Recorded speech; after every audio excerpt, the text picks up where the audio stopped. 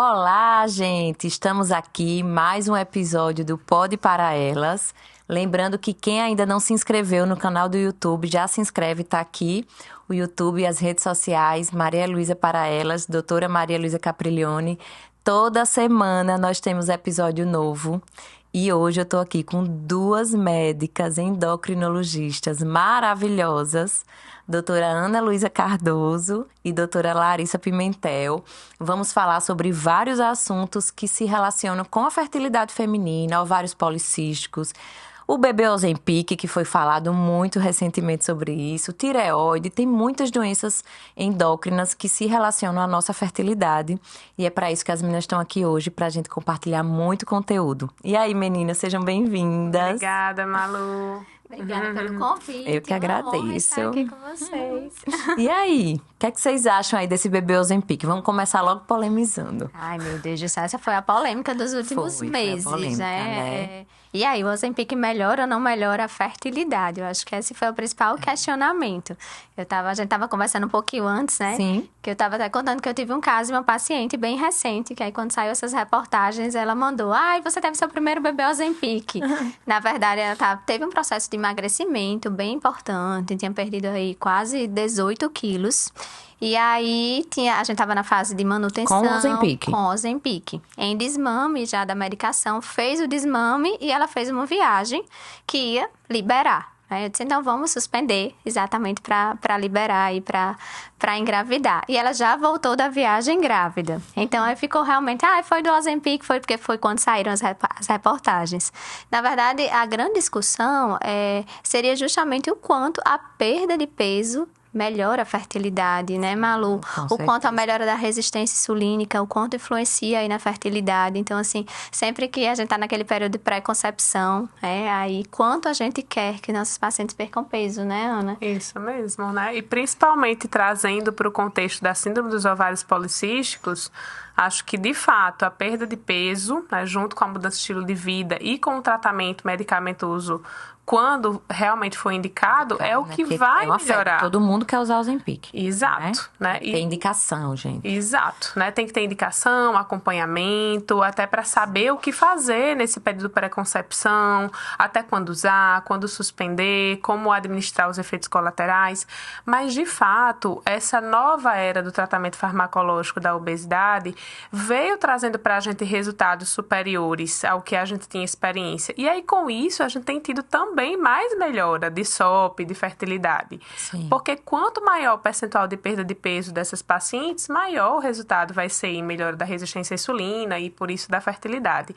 Então, a gente, né, aproveitando dessas polêmicas, né, a gente já sabe que vai chegar aí no mercado em breve, né, o Wegovy, o Mounjaro, que são medicações com uma potência ainda maior para tratamento de obesidade, e certamente a gente vai perceber esta diferença no tratamento das pacientes com SOP, com síndrome dos ovários policísticos, que estão buscando essa tão sonhada perda de peso com mudança de estilo de vida para melhorar o prognóstico de ovulação.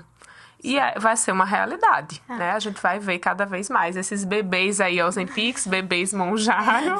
E eu acho que o principal ponto, porque eu acho que agora nós estamos tendo um tratamento eficaz para a obesidade, que antes não tínhamos. Que avanço, né, gente? Isso. Está tendo uma verdadeira revolução no tratamento e com essas novas drogas que estão chegando aí, que já inibem 2, 3 hormônios que são muito importantes na fisiologia da obesidade, porque a gente sabe que nós vivemos a grande pandemia da obesidade. E sabemos também o quanto a síndrome do ovário policístico influencia aí, porque na verdade a gente não está diante de uma doença só hormonal, estamos diante de uma doença metabólica. E o quanto a influência na fisiologia da resistência insulínica influencia também nesse ganho de peso e na fertilidade. Então, eu acho que é algo que veio realmente para revolucionar e trazer um resultado mais importante para as nossas pacientes, principalmente em relação à saúde e à qualidade de vida. Sim. Elas me perguntam muito, né, quando chega no consultório: e aí, doutora, eu tô tomando Ozempic, eu tenho que parar? É uma grande preocupação delas. Isso. E aí me corrijam se eu estiver errada, né? Eu sempre oriento a manter durante as tentativas. Tipo assim, tá fazendo um bom trabalho na melhora da obesidade, né, da ovulação, nas anovulatórias. E aí eu mantenho durante as tentativas. Eu sou tentante, pode manter. Descobriu que tá grávida, vai suspender. Isso, né? perfeito. Agora, se tiver indo para um tratamento, estou indo para uma fertilização in vitro, que a gente faz tudo programado, aí sim, a gente suspende com 20 dias antes, que é a meia-vida da droga, né?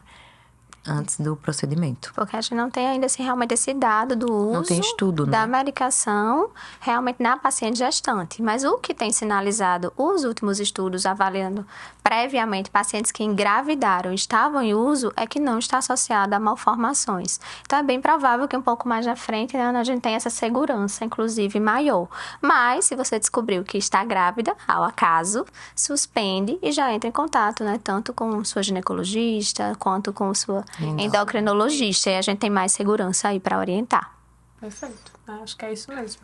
E ter cuidado com a meia-vida de cada uma, porque por isso que eu digo, não dá para ser receita de bolo, tá? Porque você está falando do Ozempic, mas existem outras medicações que podem ser usadas nesse processo de perda de peso. Sim. E aí cada uma vai ter uma preocupação especial. Existem algumas medicações, inclusive, que precisam ser suspensas se a mulher estiver liberada para engravidar. Tipo qual, hein? Topiramato, por exemplo, é uma que a gente pode usar em alguns tipos de comer emocional, compulsão alimentar, e a paciente não deve estar usando, justamente porque sabidamente ele traz malformação fetal.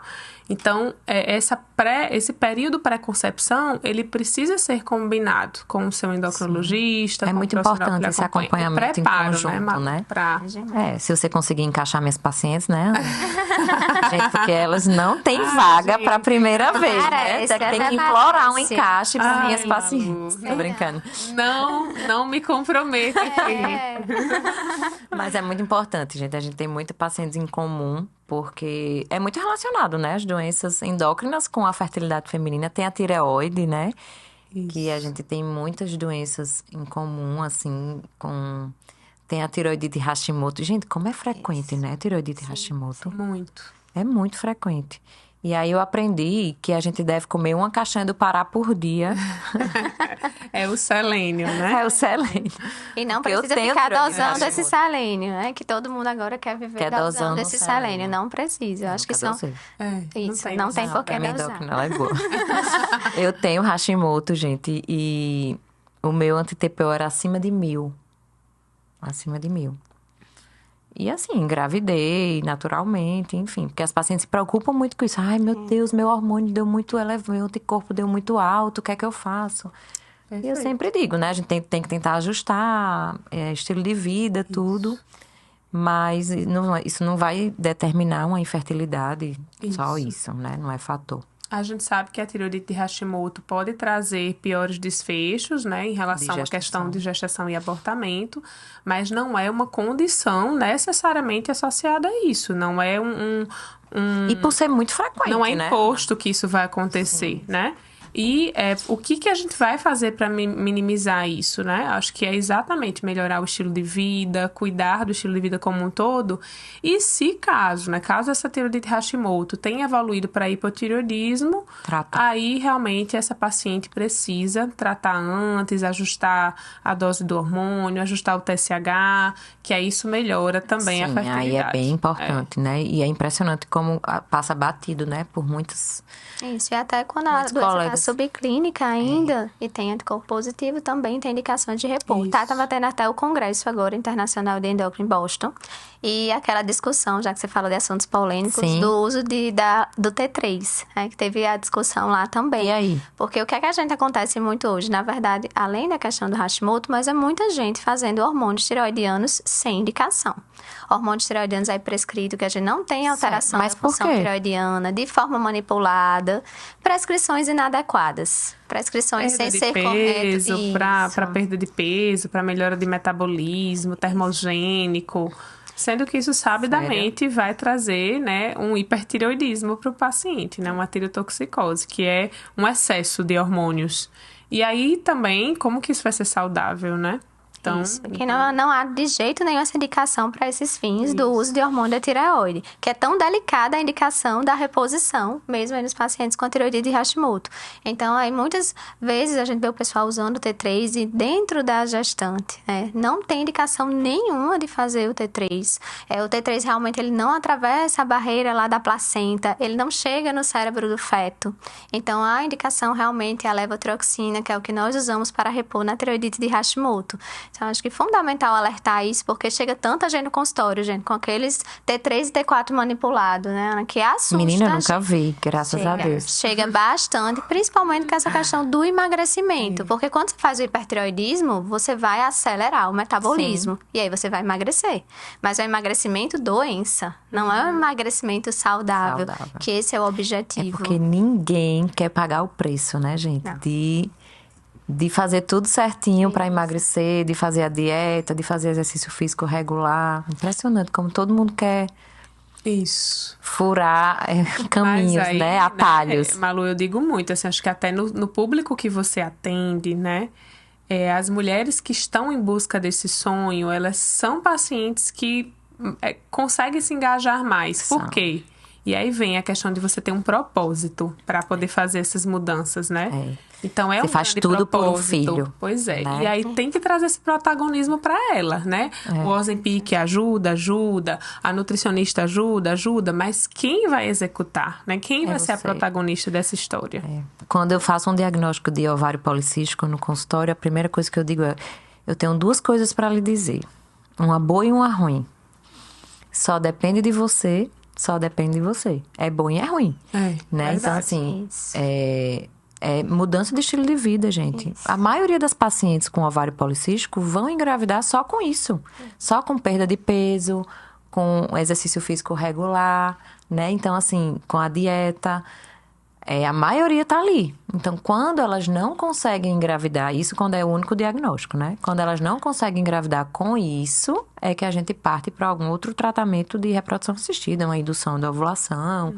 Mas até para você induzir uma paciente dessa, ela tem que estar mais compensada, né? Exatamente. Porque um ovário muito policístico, aqueles ovários enormes, tem ovários de 30, volume de 30, gigante.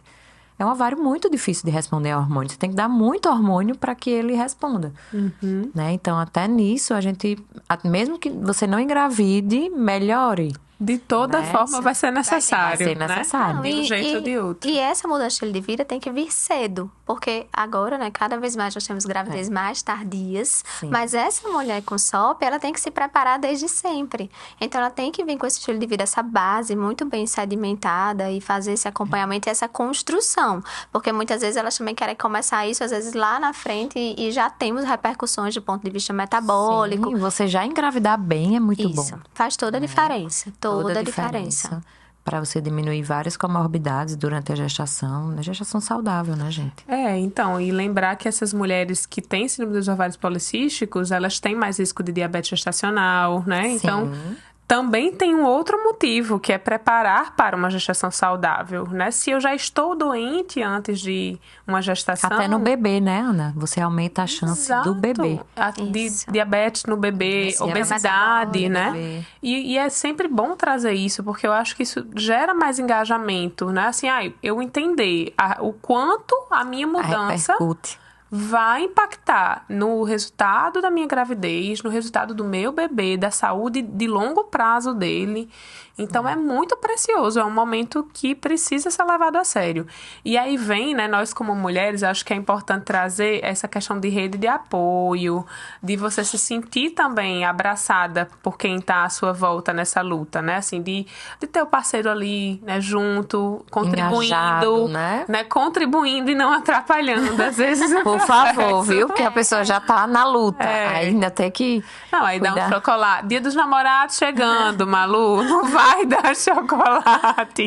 Não. Arruma, vai pro spa, entendeu? Vai lá, relaxar, meditar, massagem. Não precisa... Por quê? Porque tem que ter esse abraço de todo mundo que tá envolvido no processo. É difícil, viu, gente? E o planejamento familiar, né? O planejamento familiar. Porque o homem aí também precisa estar engajado no estilo de vida, que vai ter repercussões para ele também na fertilidade. Também, né? Então, assim, Exatamente, esse engajamento é exatamente. crucial para a diferença na fertilidade nas mulheres com ovário policístico. Eu digo muito, quando a gente fala esse ponto do bebê, convence. Porque realmente eu acho que Porque depois ela que já você... é mãe antes de ser. Isso, isso. É o amor de mãe antes Quando de ser. desperta o desejo de ser mãe, a mulher é capaz de tudo. Muitas vezes tem lá um diagnóstico de diabetes gestacional e ela chega lá arrasada. E às vezes eu digo muito, olha, no final da gestação você vai agradecer por ter tido esse diagnóstico de diabetes Gente, gestacional. eu tive diabetes gestacional. Ana Lu sabe, ela me E é acompanhou. muito difícil. Então, Gente, é muito difícil. quando ela faz todo aquele tratamento, acompanhamento, que ganha só aquele peso no limítrofe ali, que depois rapidamente se recupera bem, que às vezes, muitas vezes, segura a gestação toda sem insulinoterapia, e vê que o bebê nasce saudável, não nasceu com nenhuma malformação, não nasceu acima do tamanho. Então, morreu dentro da sua barriga. Justo, não Meu tem. maior medo era isso, quando eu fiz o diagnóstico. Isso. E aí você vê o quanto você é capaz de tudo. E aí quando você vai para a fase do pós-gestação, você consegue. Não, então eu vou manter meu estilo de vida, porque eu mantive até na gestação. Então acho que motiva muito a paciente. Assim, pelo filho, a gente literalmente dá a vida pelos nossos filhos. Né? Então, assim, não há dúvida que a gente faz tudo. É isso aí. Gente, e agora você falando sobre isso, e eu me lembrei de uma coisa. Você falou dos homens, né? Sim. E a testosterona, hein? Que febre de testosterona é essa? Todo mundo usa. Todo mundo usa. Todo mundo que chega pra mim, todo homem infértil, eu pergunto, já usou testosterona? E mulheres. E mulheres também. também. Não são só os homens. O grande problema é esse. E esse uso para fins É estéticos porque está... pra mim, não chega muito pra mim mulher usando. Né? Porque geralmente são mulheres que não estão tentando engravidar, né? Que estão com outros focos. Pelo menos Nem sempre, no meu viu, consultório Malu? não chega muito, não. É mais homem mesmo. É mais comum, eu acho que no universo Isso. masculino é mais comum já há muito tempo, né? Uma coisa que já vem sendo Mas agora, colocada. e assim, o que eu percebo é que quem usa não consegue deixar de parar, de usar. Isso mesmo, né? Porque consegue. você entra nessa dependência mesmo, na química, né? Física da testosterona, né? Então é E muito difícil. olha, eu já tive um caso, me chamou muita atenção, um casal indo para uma fertilização in vitro. E ele fez um espermograma, estava normal, na época da investigação, enfim, indicamos o tratamento, tudo. No dia da punção dos óvulos, que é o mesmo dia que ele faz a coleta do sêmen, o sêmen dele, horrível. Tipo assim, quase não tinha espermatozoide. A gente não conseguiu nem injetar nos óvulos, teve que congelar os óvulos, porque não tinha. E aí depois ele veio dizer, a mulher não sabia, mas ele estava usando a testosterona injetável. E aí, depois de tudo, ele teve que fazer vários ciclos, né? Assim, ficou sem, enfim. E aí, depois ele foi lá coletar para injetar, depois de um tempo. Ainda bem que conseguiu, porque eu já vi caso de não voltar mais. Isso. Você pode né? ficar com a deficiência Quem usa por muito definitiva de testosterona. Então, eu sempre digo, homens, você quer usar testosterona, tenha sua prole, né? Tenha seus filhinhos. Não diga se quer usar, diga não use. Não, mas se você quer usar... Só que ele nem pensa nas outras repercussões. Essa é a questão, Não, né? com Não certeza. pensa aí na doença cardíaca, na doença psiquiátrica. E hoje a questão das Psiquiátrica mulheres... também é? Também. Muito. Também. mesmo. Aumenta o risco de depressão, de suicídio, de tudo Suicídio, isso. agressividade, né? Total. E aí, a questão hoje das mulheres é porque o padrão de beleza das mulheres mudou. Né? Hoje, o padrão de Eu beleza... não vou mentir que eu já quis usar, sabe? Quase eu quis. quantas? Eu liguei pra Ana Lúcia e fiz, Ana, mulher, me ajude. Me dê um cheirinho de testosterona pra ver se dá uma forcinha aqui no meu treino, porque é luta. Não, e né, quantas gente? pessoas vêm... Aí ela me convenceu que não, porque ela sabe que eu morro de medo de morrer. As pacientes vêm usando, achando que não estão usando testosterona, anabolizante. Elas vêm usando outros metabólitos da testosterona. Essa semana, meu esposo encaminhou uma paciente que foi pra ele, porque estava com as varizes. E aí, ela falou que tinha um implante. E aí, achando que era um implante, não. Né? Implante De progesterona. de progesterona. Ela falou, não, deixa eu lhe mostrar aqui a receita. Aí, ela estava com o rosto cheio de acne, com queda de cabelo enorme. Ela, eu tô com essas varizes, mas o que tá me incomodando é a acne. E aí, quando ela falou, ela é de gestrinona. Então, eu digo muito assim, a testosterona nem sempre vai vir, é uma testosterona. Não, às vezes ela vem disfarçada, é oxandrolona, é gestrinona. Então, assim, as pessoas estão... E ela colocou esse implante com o objetivo de emagrecimento. Exatamente porque ela queria liberar para engravidar. E queria emagrecer. Então, veja aí a contradição, né? E aí a gente foi justamente, aí ela veio pra mim, aí eu expliquei. E ela, assim, tão chocada, porque realmente, como ela colocou com o objetivo de perda de peso, de melhora de massa magra, ela não sabia dos danos que ia causar nela e do risco aí, inclusive, da infertilidade. Então, assim, quando você vê uma situação dessa, você vê que muitas vezes a própria pessoa é vítima de uma prescrição que coloca em risco a vida dela. Então, por isso que a gente tem que estar realmente tem que estar aqui, muito claro. isso, e conversando, e trazendo informação boa. Porque se a gente não tiver, e a pessoa estiver absorvendo boas informações, ela vai terminar sendo vítima. Porque aqui, no YouTube, rede social, tem todo tipo de informação. Tem que ter muito cuidado com essas informações. Isso. E isso termina gerando muito prejuízo. A gente diariamente, né, Ana, assim, se depara com essas complicações. Eu imagino. Porque chega pra mim... E realmente o homem em idade fértil, eu acho que esse alerta é ainda maior, né? No mínimo perguntar, né? Você já tem filho? Você quer engravidar? E mesmo que ele seja, porque assim, existe indicação formal de uso de testosterona na medicina. Eu ia perguntar isso. E aí, Existem os homens com diagnóstico de hipogonadismo, que é uma deficiência na produção, né, de testosterona. Que aí a gente tem que entender por quê, quais são as causas, se é uma causa reversível ou não, né? Por exemplo, a própria obesidade é hoje a principal causa de hipogonadismo, né? E aí, como que a gente melhora? Com certeza, com a perda de peso, a mudança de estilo de vida. Eu brinco que os bebês Ozempic, eles também podem ser trazidos aí para o sexo masculino, porque a gente começa a melhorar a testosterona, qualidade de espermograma, né? De espermatozoide. Enfim, então, isso também influencia. Mas, digamos que ele tenha um hipogonadismo de causa não reversível e que eu precise realmente tratar, né? Nesse público, a gente tem que discutir qual vai ser o melhor caminho, se vai ser a reposição de testosterona ou se vai ser o uso de outras medicações que preservem mais facilmente a fertilidade. Né? Então, que é o único cenário hoje documentado de benefício de melhora da testosterona. Né? Eu tenho hipogonadismo, o resto é uso para fins estéticos e aí a gente sai da medicina. Eu brinco que a gente não está falando de saúde, a gente está falando de estética. Então, se eu tenho estética sem saúde, a gente não está dentro da área da medicina. Né? Mas e aí a gente não recomenda de forma alguma, né? Nem preservando, nem fazendo banco de sêmen antes, se planejando, Malu, não. Não vale, né? Esse público... E aí a gente deixa pros homens, né? Homens. Não, gente, porque pra mim... veja a minha situação. Sim. Chega um casal no meu consultório, tentando engravidar, e a mulher descobre na hora que o marido dela tava usando. E aí ele tem um fator masculino. Imagina a minha cara. E ela fica, doutora, diga a ele que não pode usar. Aí eu, calma, vamos conversar, né? Porque o meu consultório é uma terapia. Claro, com e aí, certeza. claro, vou dizer, o ideal seria não usar, né? Isso. Vamos ver direitinho como é que você fica, mas é bem complicado. Eu encaminho logo pro endócrino. Eu digo assim, mas você acha que tá com testosterona baixa? Se você acha, consulte seu endocrinologista, ponto. E aí vai ser a pessoa que vai ter mais propriedade para lhe dizer que você tem e se precisa realmente ter uma indicação formal de repor. Ponto final. Entendeu? Porque conseguir testosterona hoje se consegue em qualquer lugar.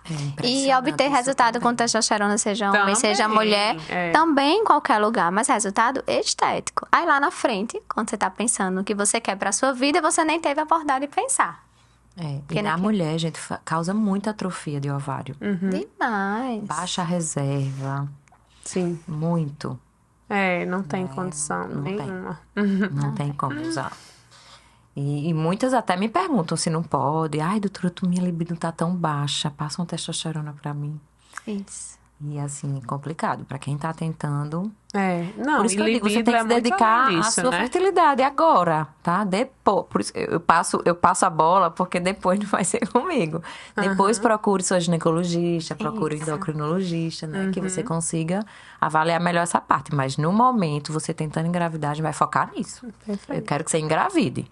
Não, e se você for perguntar de baixo libido, vai vir a de 20, a de 30, a de 40, a de 50, a de 60. Todas vão trazer essa queixa.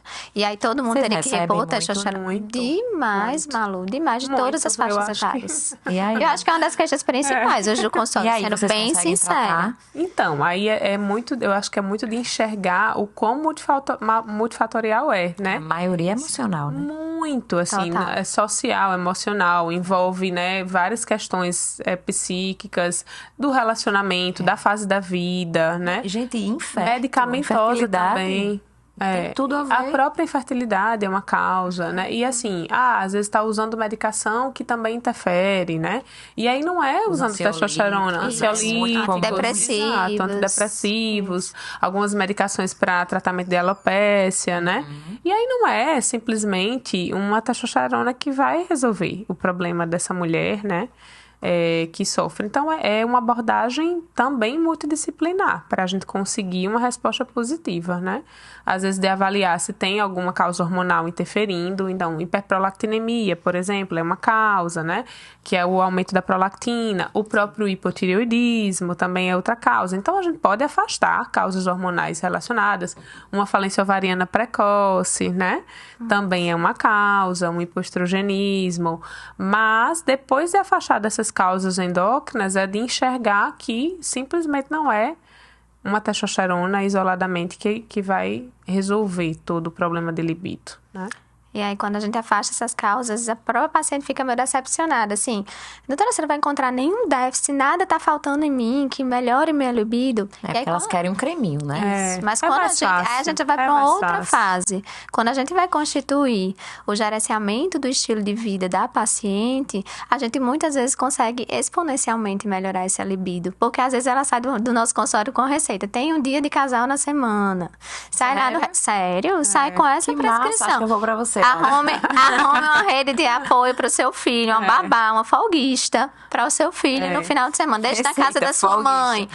Quantas vezes? Isso, por quê? Porque às vezes é simplesmente isso. Às vezes é uma desconexão do casal, independente da fase. Às vezes no início tá com filho, trabalha muito. Lá no final já são outras coisas, menopausa e distanciamento, já às vezes por tempo do relacionamento. Então, assim, eu digo muito assim, você quer ter libido? Cultive o amor do seu relacionamento, ponto. Isso já vai ser um fator primordial, porque se o relacionamento tiver conexão, tiver amor, a libido vai estar na maioria das fases do casamento lá em cima.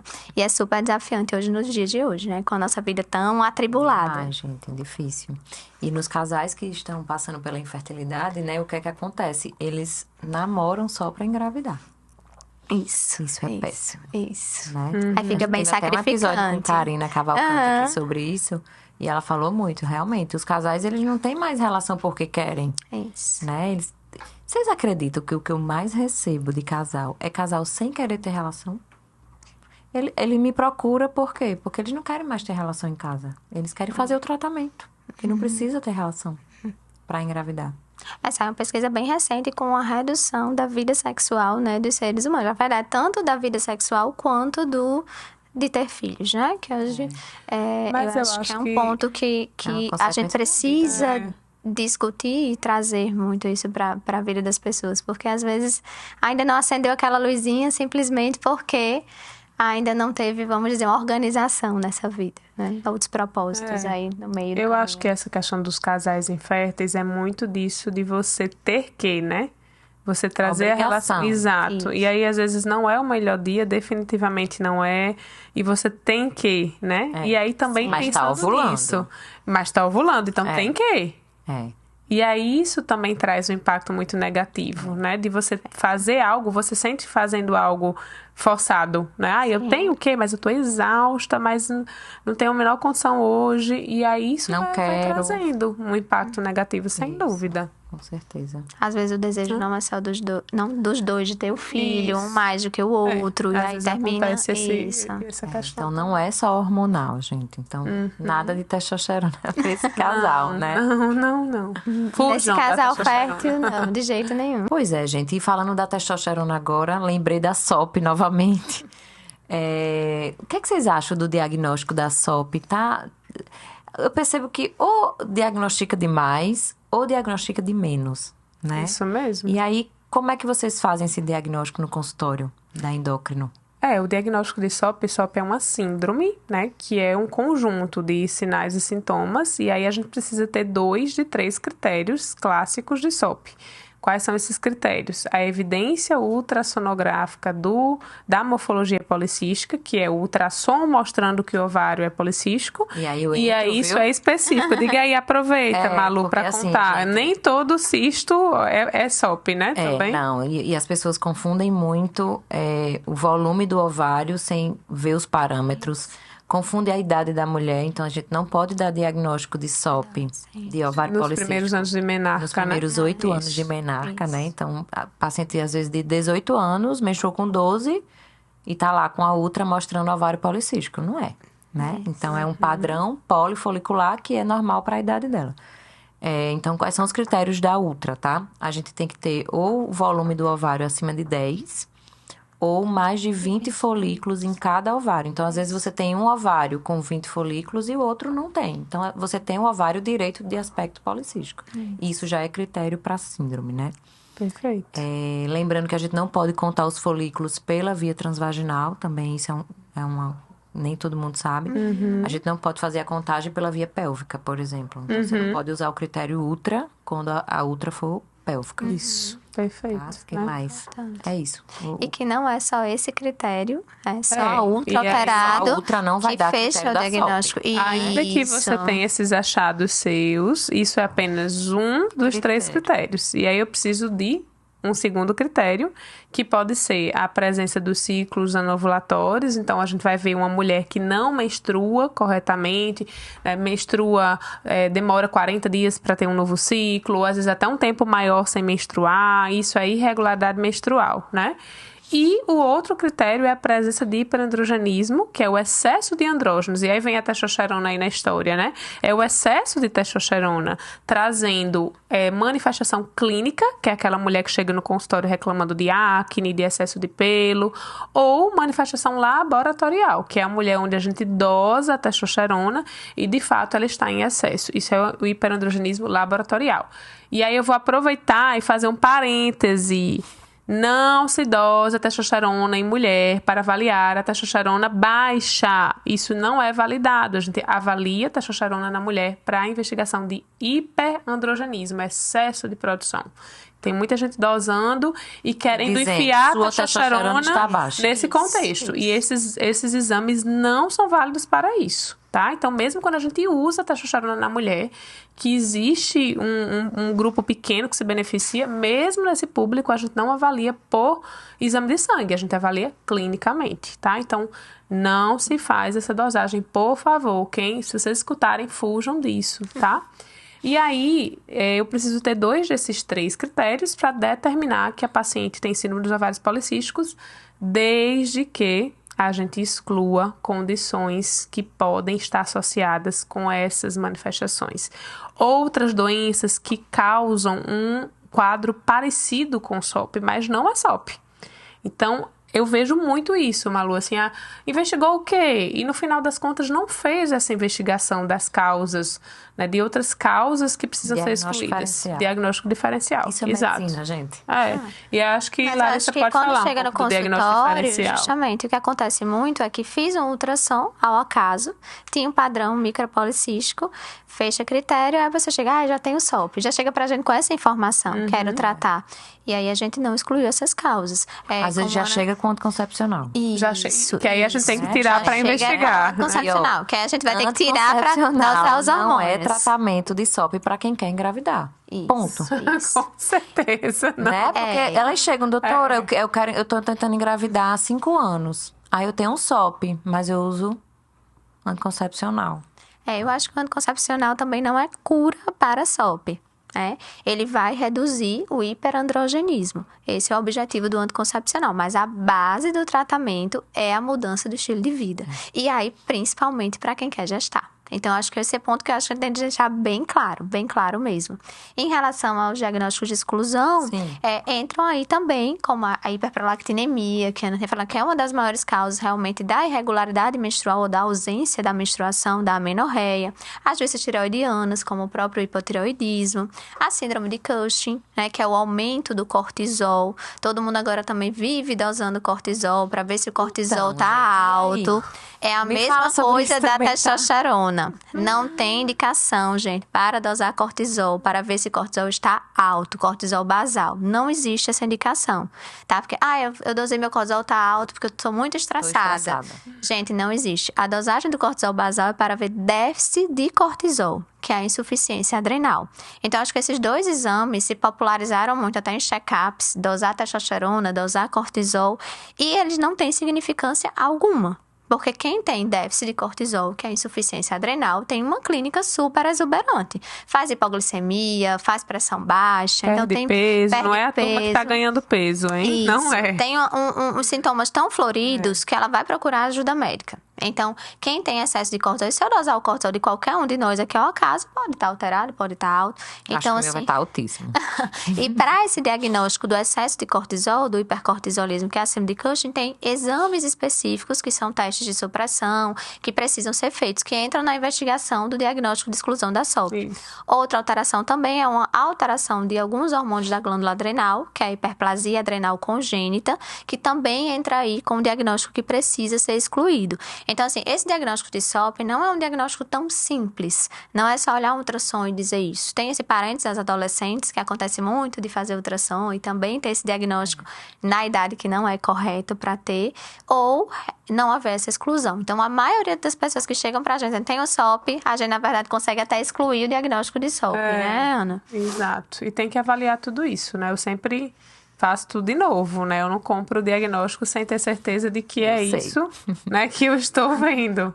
Inclusive, já me deparei com algumas surpresas nessa história, né? O SOP, que era hiperplasia adrenal congênita, não tratada, né, Malu? Sim. Que aí o tratamento termina sendo feito de forma errada, né? Que aí esse paciente tem que usar corticoide, enfim, a paciente que deseja, né, fertilidade. Então, é importante que o diagnóstico diferencial, bem feito, ele também vai dar oportunidade para essa paciente ter o melhor resultado reprodutivo. Com certeza, gente. Diagnóstico correto. Porque se ela trata Você como saber o que você SOP, tem. não é? Né? Na verdade, se você tem um médico que se não fica indignado porque não fechou seu diagnóstico, ele não é um bom médico. Porque a gente precisa realmente dar o seu diagnóstico e fazer o tratamento apropriado para ele. Até porque quando a gente fala em SOP, que fala desses critérios de hiperandrogenismo, de acne, de pele oleosa, queda de cabelo, como também o padrão da não ovulação, como o padrão da resistência insulínica, que tem um perfil de pacientes que tem o padrão da obesidade, mas a gente fala muito do conceito dos fenótipos, que nem todo mundo vai ter todas essas características, que seria a SOP clássica, que teria o hiperandrogenismo, teria a obesidade, esse Sobrepeso. metabólico, sobrepeso, e as alterações, a anovulação ou oligoovulação.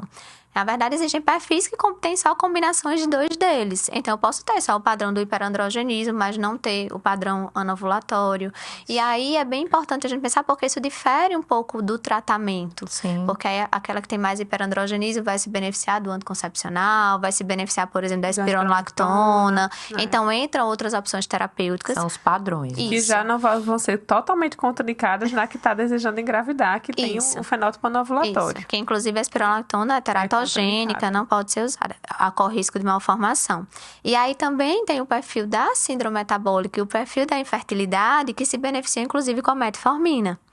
E aí entra um outro perfil de pacientes que hoje, inclusive, os próprios análogos de GLP-1, que é o famoso Ozempic, também está tendo estudos aí mostrando que, além da influência dele sobre a perda de peso, a influência também sobre a redução dos andrógenos, influenciando aí sobre a fertilidade também. Então, abre um leque de associação de outros tratamentos para esse fenótipo de paciente. Então, é bem importante, porque eu sempre digo, gente, o tratamento é individualizado. A gente não tem uma receita lá para Não todos dá os pra todo mundo pacientes. usar o Ozempic, Exatamente. né? Não, Exato, e nem é. metformina e nem anticoncepcional. Então, a única coisa que a gente pode dizer que são para todas é a mudança de estilo de vida. Ponto, só essa. Os outros passos Por isso que eu realmente... digo, só depende de você, primeira coisa. Isso. verdade. E de procurar o médico certo. Eu digo de você e também procurar o médico certo para tratar você. Ou a equipe, na verdade, o melhor, a equipe certa para cuidar de você. Isso. Porque a gente sempre precisa também do apoio da nutricionista, Com do seu certeza. personal, do educador físico. Todo mundo vai trabalhar junto com a gente. E isso é o que faz diferença no resultado, pelo menos a longo prazo das nossas pacientes.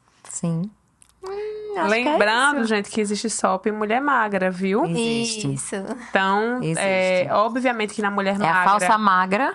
Na mulher magra a gente fica ainda mais atento no diagnóstico diferencial, né? Então, acho que a gente procura mais ali se não tem alguma outra coisa por trás, de fato, contribuindo, né? Porque é um fenótipo, é um tipo de apresentação mais raro, menos comum, mas existe. Isso é influenciado geneticamente. Então, existe toda uma genética que predispõe essa mulher a ter SOP. E essa genética também envolve a genética da resistência à insulina. Então, eu posso ter uma mulher magra com resistência à insulina. tá? Não é uma condição exclusiva de quem tem sobrepeso e obesidade. E ainda mais se essa magra for uma falsa magra, né? For uma magra com percentual de gordura, percentual de gordura né? alto. Outro ponto importante é essa questão da genética, né? Se você tem uma mãe que tem SOP, se a família tem história de SOP, aumenta o risco de você ter aí também a síndrome ovário policístico. Né? Acho que é isso, né, meninas? Muito bom. Deu, né? Acho que deu pra esmiuçar muita Ficou coisa. muito bom. Gente, então assim, Vai dar muito pra ele importante. separar algumas coisinhas aí. É muito importante a gente ter esse acompanhamento em conjunto, né? Demais, Malu. Porque as nossas pacientes precisam muito, né, desse Isso. apoio. Então, nem sempre o ginecologista vai conseguir tratar uma SOP, E nem a gente né? sozinha. Nem diagnosticar, e nem Isso. vocês sozinhos. Então, a gente tem que estar sempre em conjunto, tudo em Né, eu digo prol muito que dessa essa saúde. rede que cuida das mulheres tem que estar aí super unida, né? E olhando a mulher como um todo. E não cada um na sua caixinha, né? O endocrinologista na caixinha, ginecologista, não. Todo mundo tá com esse olhar bem realmente global dessas mulheres. É isso aí, meninas. Obrigada, viu, por Nós que participarem. agradecemos. E é Obrigada de isso. coração. Gente, encerramos mais um episódio. Espero que vocês gostem. Quem ainda não segue no Instagram e no YouTube, já se inscreve, já tá aqui pra vocês a descrição. E até o próximo episódio. Tchau,